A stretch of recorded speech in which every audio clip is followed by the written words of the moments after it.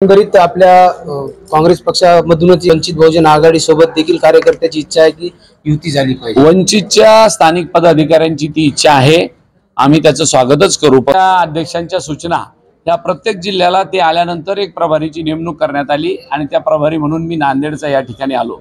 आजच्या या बैठकीला आपले इथले कर्तव्यदक्ष खासदार सन्माननीय रवींद्रजी चव्हाण, अब्दुल सत्तार साहेब जे शहराचे प्रमुख आहे, राजेश पावडेजी आहे ते उत्तरचे प्रमुख आहे आणि दक्षिणचे आमदार माजी आमदार हनुमंतराव, आम्ही सगळ्यांनी मिळून या आणि प्रदेशचे काही पदाधिकारी होते, सगळ्यांनी मिळून त्याचा आढावा घेतला आणि सगळ्या तालुक्यातल्या प्रमुख पदाधिकाऱ्यांना हितगुज केली की येणाऱ्या काळात जे संघटन बांधणीमध्ये आपण कुठं कमी आहोत, कुठं जागा रिक्त आहे, त्या कधी भरल्या पाहिजे याच्यावर चर्चा विचार विनिमय झाला आणि त्याचबरोबर येणाऱ्या निवडणुकीला कसं सामोरं जायचं याच्यावर सुद्धा आम्ही आज प्रकाश टाकला।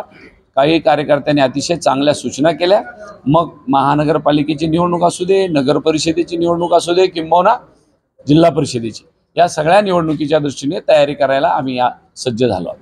एकंदरीत आपल्या काँग्रेस पक्षामधूनच एक आवाज निघत आहे की वंचित बहुजन आघाडी सोबत देखील कार्यकर्त्याची इच्छा आहे की युती झाली पाहिजे। वंचितच्या स्थानिक पदाधिकाऱ्यांची ती इच्छा आहे, आम्ही त्याचं स्वागतच करू, परंतु त्यांच्या नेते मंडळीचं काय मत आहे त्याला जास्त महत्त्व आहे।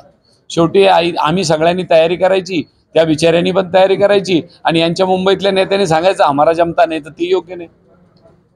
निश्चितच जर तसा काही आमच्याकडे प्रस्ताव आला तर त्याचं आम्ही स्वागत करू, विचार पण नाही करणार। स्थानिक निवडणुकीमध्ये आपण सहभाग लढणार काय या संदर्भात आम्ही कार्यकर्त्यासोबत चर्चा केली की येणारी निवडणूक आपल्याला सोबळावर लढवली पाहिजे का महाविकास आघाडी केली पाहिजे। बऱ्याच कार्यकर्त्यांनी काही संमिश्र प्रतिक्रिया दिल्या। आमच्या तालुक्यामध्ये आघाडी करा, काही तालुक्यामध्ये आघाडी करू नका, काही जणांनी सांगितलं वंचितला सोबत घ्या। ह्या सूचना कार्यकर्त्याकडून आल्या, याच्यावर सारासार आम्ही अहवाल तयार करून प्रदेश काँग्रेस कमिटीला कळवू। त्याचप्रमाणे आपल्या पक्षात देखील शहराध्यक्ष व तालुका अध्यक्ष बदलण्यासाठी आपल्याकडे तक्रारी येतात, त्या संदर्भात बघा, ही निवडणुकीची परिवर्तनाची बदलीची प्रक्रिया सतत 5 वर्ष चालू असते। निवडणूक झाली की त्याच्यानंतर प्रक्रिया होते, दर 3 वर्षांना अध्यक्ष बदलला जातो। मी संभाजीनगर जिल्हा काँग्रेसचा अध्यक्ष होतो, आता मला बदललंय, नवीन अध्यक्ष आला, या 3 वर्षांनी 5 वर्षांनी ह्या प्रक्रिया चालू असतात, त्यामुळे ते काय नवीन पक्ष संघटनेसाठी नाहीये।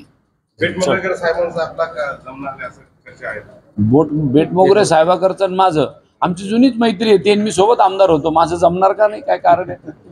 माझं इथल्या काँग्रेसच्या सगळ्या सदस्याची जमणार आहे। त्याचं कारण आहे मी प्रदेश काँग्रेस कमिटीकडून इथला प्रभारी म्हणून आलोय, त्यांना सगळ्यांना मला सोबत घेऊन काम करायचं।